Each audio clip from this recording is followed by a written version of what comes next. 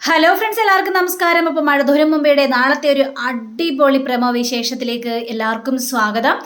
അങ്ങനെ ബാലചന്ദ്രനാണെങ്കിൽ കോളിമ്പല്ലടിയോടടി, അതിനുശേഷം സഹി കെട്ട് നമ്മുടെ അലീന എല്ലാവരുടെയും മുന്നിൽ കിടന്നിങ്ങനെ ഉരുകുകയാണ്. എന്നിട്ട് പോലും നമ്മുടെ അലീന ബാലചന്ദ്രൻ വിളിച്ചു കഴിഞ്ഞപ്പോഴേക്കും മുകളിലേക്ക് പോകാനായിട്ട് ശ്രമിക്കുകയാണ്. പക്ഷെ അവിടെ വൈജ അവിടെ തടഞ്ഞു നിർത്തുകയാണ്. നിന്നോട് ബാലചന്ദ്രൻ എന്താണ് പറഞ്ഞത്? ഒന്നും പറയാതെ നീ ഇത്ര കിടന്ന് കരയില്ലെന്ന് എനിക്കറിയാം. നീ പോകാൻ അന്വേഷിച്ചവളല്ലേ, പിന്നെ എന്തുകൊണ്ട് നീ ഇവിടെ പിടിച്ചു നിൽക്കുന്നു? എനിക്കത് അറിഞ്ഞേ മതിയാവുള്ളെന്ന് ഈ വൈജ പറഞ്ഞു കഴിഞ്ഞപ്പോഴേക്കും എനിക്കതൊന്നും പറയാനായിട്ട് സാധിക്കില്ല മാഡം. ദയവ് ചെയ്ത് എന്നോടൊന്നും ചോദിക്കരുത്, എനിക്കിവിടെ നിന്നേ മതിയാവുള്ളൂ എന്ന് കരഞ്ഞിങ്ങനെ പറയാ.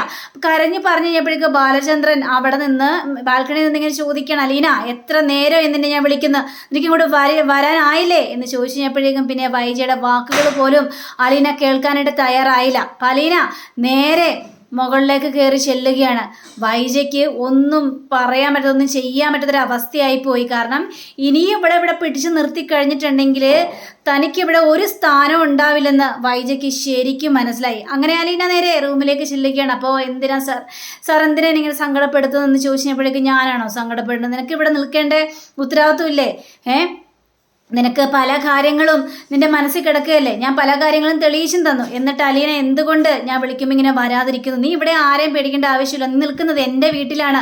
അതുകൊണ്ട് സകല അധികാരങ്ങളോടും കൂടി തന്നെ ഇവിടെ നിൽക്കാം. ഇവിടെ ഒരു പട്ടികളും ചോദിക്കാനായിട്ട് വരാൻ പോകുന്നില്ല എന്ന രീതിയിൽ തന്നെയാണ് അവിടെ ബാലചന്ദ്രൻ സംസാരിക്കുന്നത്. പക്ഷേ ബാലചന്ദ്രൻ്റെ മുന്നിൽ നിന്ന് പൊട്ടിക്കരയാണ്. സാർ, ഞാൻ എല്ലാവരും മുന്നിൽ ഇങ്ങനെ ഉരുകി നിൽക്കുകയാണ്. എല്ലാവരും എന്നോട് പോകാൻ പറയുകയാണ്. ആർക്കും എന്നെ ഇപ്പം തീരെ ഇഷ്ടമില്ല. മുത്തശ്ശിക്ക് പോലും ഇപ്പം എന്നെ കാണണ്ട, കൃഷ്ണമോൾക്ക് പോലും എന്നെ കാണണ്ട. പിന്നെ ഞാൻ എന്തിനാണ് സാറേ ഇവിടെ നിൽക്കുന്നതെന്ന് കരഞ്ഞാരും ചോദിച്ചു കഴിഞ്ഞപ്പോഴേക്കും നമ്മുടെ ബാലചന്ദ്രൻ കൂടുതലൊന്നും പറയുന്നില്ല. എങ്ങനെയും അലീനെ ഇവിടെ അലീന ഇവിടെ നിന്നില്ലെങ്കിൽ താൻ ഇറങ്ങിപ്പോകുന്നുള്ളൊരു മട്ടിൽ തന്നെ നിൽക്കുന്നത്. അങ്ങനെ അലീന സഹി കെട്ട് നേരെ താഴത്തേക്ക് ഇറങ്ങി വരികയാണ്. അലീന താഴത്തേക്ക് ഇറങ്ങി വന്നതും കൂടുതൽ ദേഷ്യം കൊണ്ട് ജ്വലിച്ചിങ്ങനെ നിൽക്കുകയാണ് അവിടെ വൈജ. ഇപ്പം വൈജ ബാലചന്ദ്രനെ നോക്കി തന്നെ പറയുകയാണ്, നിങ്ങൾ എന്താ വിചാരിച്ചത്? നിങ്ങൾ എന്തൊക്കെ പറഞ്ഞാലും ഞാനിവിടെ പിടിച്ചു നിർത്തുമെന്നോ? ഇല്ല, ഇനി ഇവിടെ വെച്ച് വാഴിപ്പിക്കുന്നു നിങ്ങൾ ആരും വിചാരിക്കണ്ട. ഇവിടെ നിന്ന് ഞാൻ അടിച്ചിറക്കും. അതിനുള്ള പണികളെല്ലാം ഒപ്പിക്കാനായിട്ട് എനിക്ക് അറിയാം. ഇനി അലീന ഈ വീട്ടിൽ വേണ്ട. നിങ്ങളൊക്കെ എന്തൊക്കെ പറഞ്ഞാലും ശരി എന്ന് പറയുകയാണ്. ഇത് കേട്ട് കഴിഞ്ഞപ്പോഴേക്കും ബാലചന്ദ്രൻ, നീ ചെയ്യാനുള്ളതൊക്കെ ചെയ് വൈജ. ഇത് നിന്റെ വീടല്ല. നിന്റെ അധികാരങ്ങളും കാര്യങ്ങളൊക്കെ അങ്ങ് നിന്റെ വീട്ടിൽ കാണിച്ചാൽ മതി. എൻ്റെ വീട്ടിൽ കാണിക്കേണ്ട ആവശ്യമൊന്നുമില്ല എന്നും പറഞ്ഞ് വൈരാഗ്യത്തോടെ ഇങ്ങനെ സംസാരിക്കാം. അപ്പോൾ ഇതിടിഞ്ഞപ്പോഴേക്കും നമ്മുടെ അലീനയാണെങ്കിൽ ഇരുന്ന് പൊട്ടിക്കറിയാണ്. അലീന ഇവിടെ നിൽക്കുമെന്ന് പറഞ്ഞാൽ നിൽക്കും.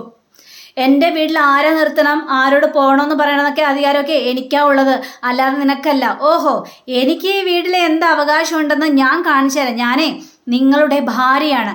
ആ ഒരു ഭാര്യ പദവിയുടെ ആ ഒരു ഇത് നിങ്ങൾക്ക് ഞാൻ കാണിച്ചു തരാം എന്ന് പറയാം. നീ കാണിക്കാൻ പറ്റുന്നതൊക്കെ കാണിക്കുക വൈജ എന്ന് പറഞ്ഞുകൊണ്ട് ഇവർ രണ്ടും കിടന്ന് ഭയങ്കര തല്ലുപിടുത്തുക. ഇതിൻ്റെ ഇടയിൽ കിടന്ന് ഉരുക്കി തീരുകയാണ് അലീന. അങ്ങനെ നമ്മുടെ മനുവാണെങ്കിൽ ഈ സത്യങ്ങൾ മുഴുവനും പറഞ്ഞിട്ടില്ല. അപ്പോൾ മനുവിൻ്റെ ഈ വാക്കുകളെല്ലാം കേട്ട് രാജീവ് നേരെ വൈജയുടെ വീട്ടിലേക്ക് വരികയാണ്. വൈജയ്, എന്തായി അവിടുത്തെ കാര്യങ്ങൾ എന്നൊക്കെ ഇങ്ങനെ ചോദിക്കുകയാണ്. എന്തായി ഏട്ടാ? ഇവിടെ ഇനി ഒന്നും സംഭവിക്കാനില്ല. അവൾ ഇവിടെ നിന്ന് പടിയിറങ്ങിയില്ല. ബാലേന്ദ്രൻ അവളെ ഇറക്കി വിടുകയില്ല. എന്തൊക്കെയാണ് സംസാരിച്ചിരിക്കുന്നത്? നമുക്ക് ഒരു എത്തും പിടിയും കിട്ടുന്നില്ല. അവളെ എങ്ങനെയെങ്കിലും ഇവിടെ നിന്ന് അടിച്ചിറക്കണം. അത് ഞാൻ ഏറ്റു എന്നും പറഞ്ഞുകൊണ്ടാണ് രാജീവനവിടെ വന്നിരിക്കുന്നത്. അപ്പോൾ രാജീവനാണെങ്കിൽ അലീന എവിടെ എന്ന് ചോദിക്കാം. അവൾ അവിടെ നിൽക്കുന്നുണ്ട് എന്ന് പറഞ്ഞു കഴിഞ്ഞപ്പോഴേക്കും, നിന്നോട് ഞാൻ എന്താ പറഞ്ഞത്? 12 മണി ആകുമ്പോഴത്തേക്കും ഈ വീട്ടിൽ നിന്ന് പടി ഇറങ്ങണമെന്നാ നിനക്ക് ഞാൻ അവസാനം താക്കീത് തന്നത്. എന്നിട്ട് നീ ഇവിടെ ധൈര്യപൂർവ്വം നിൽക്കുകയാണോ? അത്രക്കും ധൈര്യമുണ്ട് നിനക്ക് എന്ന് ചോദിച്ചപ്പോഴേക്കും, സാർ ദയവ് ചെയ്ത് നിങ്ങൾ ആരും എന്നെ ഇങ്ങനെ ദ്രോഹിക്കരുത്. ഞാൻ പറയുന്നൊന്ന് മനസ്സിലാക്കണം. എനിക്ക് ഇവിടെ നിന്ന് പോകാനായിട്ട് സാധിക്കില്ല. നിനക്ക് പോകാൻ സാധിക്കില്ലെന്നോ? എങ്കിലേ നിന്നെ അടിച്ചിറക്കാനായിട്ടും ഞങ്ങൾക്കറിയാം എന്ന് പറയുക. ഇത് കേട്ട് കഴിഞ്ഞപ്പോഴേക്കും അലീന ആകെ പേടിച്ചു പോയി. അപ്പോൾ കൂട്ടിന് അവിടെ ബബിതയുണ്ട്. ബബിതയാണെങ്കിൽ ആകെ വല്ലാത്തൊരവസ്ഥയില്ല. കാരണം ആ വൈജയുടെ തനി പകർപ്പ്, ആരോടും ഒരു മനസാക്ഷിയില്ലാത്തൊരു പെണ്ണാണ് ബബിത. അപ്പോൾ ബബിതയും പറയണ, ഇറങ്ങിപ്പോടി ഞങ്ങളുടെ വീട്ടിൽ നിന്ന്. ഇതേ എൻ്റെ അച്ഛൻ്റെ വീടാണ്, അല്ലാതെ നിന്റെ വീടല്ല എന്ന് പറഞ്ഞുകൊണ്ട് അവിടെ വല്ലാത്ത രീതിയിൽ സംസാരിക്കുകയാണ്. അപ്പോൾ വൈജയുടെ മകനും അതേപോലെ. പക്ഷേ കൃഷ്ണൻ മാത്രം ഒന്നും മിണ്ടാതെ അങ്ങനെ ഇരിക്കുക. മുത്തശ്ശി ഇതെല്ലാം കേട്ടിട്ട് ആകെ തല പുകഞ്ഞൊരവസ്ഥ.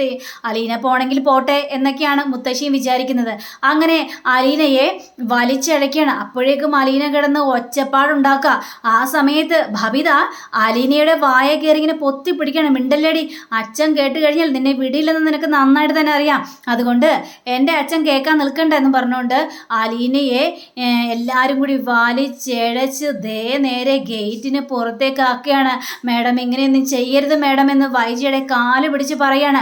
പക്ഷേ അതൊന്നും കേൾക്കാനായിട്ട് വൈജ തയ്യാറാകുന്നുമില്ല. അപ്പം നാട്ടുകാരെല്ലാം ഓടിക്കൂടുന്നുണ്ട്. അപ്പം നാട്ടുകാർ ചോദിക്കണം, എന്തിനാണ് ആ കൊച്ചിനെ ഇങ്ങനെ ചെയ്യുന്നത്, ആ കൊച്ചി എന്ത് ദ്രോഹം ചെയ്തു, ഒരു മനുഷ്യ സ്ത്രീ അല്ലേ അത് എന്ന് പറഞ്ഞപ്പോഴേക്കും ഇവള് മനുഷ്യ സ്ത്രീയല്ല, ഇവളെ പിശാശാണ്, പിശാശ്, ഈ കുടുംബം തകർക്കാൻ വന്ന പിശാശ്. നിങ്ങൾക്ക് വല്ലവരും അറിയോ?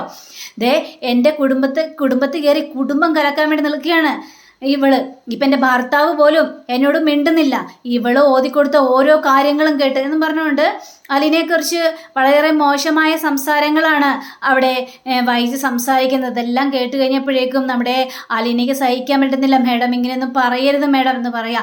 അപ്പോഴേക്കും അലീൻ്റെ അടുത്തേക്ക് നേരെ വൈജയുടെ മകൻ വന്ന് പറയാണ്, നീ നല്ലവളാണോടി എന്ന് ചോദിച്ചപ്പോഴേക്കും ഇവൻ്റെ കാരണം നോക്കി ഒന്ന് പൊട്ടിക്കുകയാണ് നമ്മുടെ അലീന. അപ്പോഴേക്കും എടി എൻ്റെ മോനെ നീ കൈവെക്കാനായോ എന്ന് ചോദിച്ചുകൊണ്ട് അവിടെ കിടന്ന് തുടങ്ങി കുറേ ബഹളങ്ങളും കാര്യങ്ങളൊക്കെ. അപ്പോഴേക്കും മഴയും പെയ്യാനായിട്ട് തുടങ്ങി. നമ്മുടെ അലീനയാണെങ്കിൽ അവിടെ കിടന്ന് നനഞ്ഞൊലിക്കാൻ.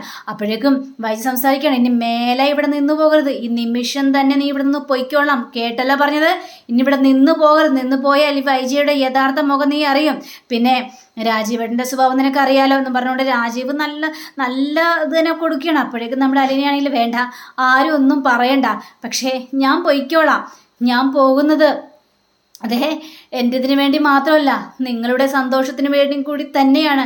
പക്ഷേ ആ സന്തോഷം കെടാതെ നോക്കിക്കോ മേഡം, ഞാൻ പോയി കഴിഞ്ഞാൽ നിങ്ങളായിരിക്കും കൂടുതൽ അനുഭവിക്കേണ്ടി വരിക, അത് നിങ്ങൾ ഓർത്തോളണം. ഇതൊക്കെ കഴിഞ്ഞപ്പോഴേക്കും നീ പോയാൽ ഞങ്ങൾ അനുഭവിക്കുമെന്നോ? ഒരിക്കലുമില്ല. ഞങ്ങളുടെ ജീവിതം വീണ്ടും നല്ല രീതിയിൽ മുന്നോട്ട് പോകും.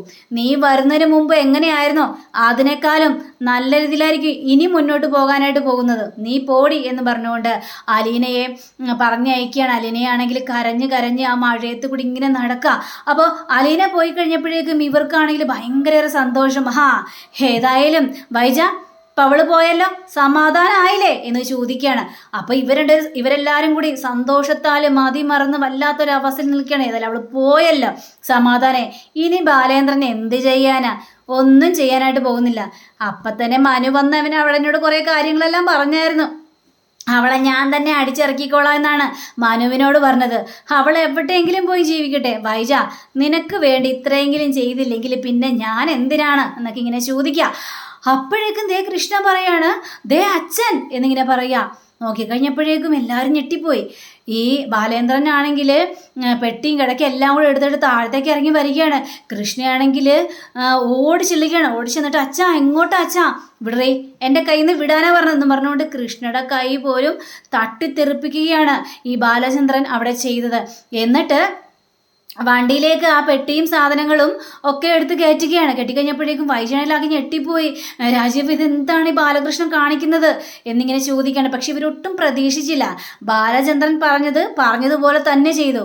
അലീന ആ വീട്ടിൽ നിന്ന് ഇറങ്ങിക്കഴിഞ്ഞാൽ ബാലചന്ദ്രൻ പെട്ടിയെടുത്ത് അവിടെ നിന്ന് പോകുമെന്ന് പറഞ്ഞപ്പോൾ ഇവരാരും വിശ്വസിച്ചില്ല.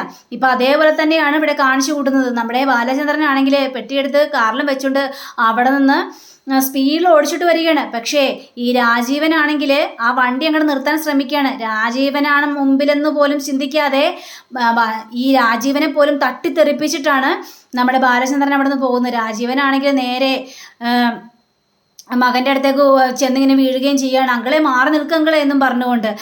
എന്താണ് ഈ കാണുന്നത് വൈജ എന്ന് ചോദിക്കുകയാണ്. എനിക്കറിയില്ല രാജീവ, ഇതാണ് ഇവിടുത്തെ അവസ്ഥ. ഒരു വേലക്കാരിക്ക് വേണ്ടിയാണോ ഇങ്ങനെ ഈ കാട്ടായങ്ങളെല്ലാം കാണിച്ചു വിടുന്നത്? ബാലചന്ദ്രന് ഇതെന്തു പറ്റി? എന്താണ് ഇങ്ങനെ കാണിച്ചു വിടുന്നത്? എനിക്കൊന്നും അറിയില്ല എന്ന് പറഞ്ഞുകൊണ്ട് നമ്മുടെ വൈജ ഭയങ്കരമായിട്ട് ഇങ്ങനെ കരയുകയാണ്. ബാലചന്ദ്രനോട് പറഞ്ഞായിരുന്നു അലീന ഇവിടെ ഇല്ലെങ്കിൽ ഒരു നിമിഷം പോലും നിൽക്കില്ല എന്ന്. ഇപ്പോൾ പറഞ്ഞതുപോലെ തന്നെ കാര്യങ്ങളെല്ലാം ചെയ്തത് കണ്ടില്ലേ എന്നൊക്കെ ഇങ്ങനെ പറയാം. ഇതൊക്കെ കേട്ട് കഴിഞ്ഞപ്പോഴേക്കും നമ്മുടെ കൃഷ്ണക്കും ആകെ സങ്കടം തോന്നുകയാണ്.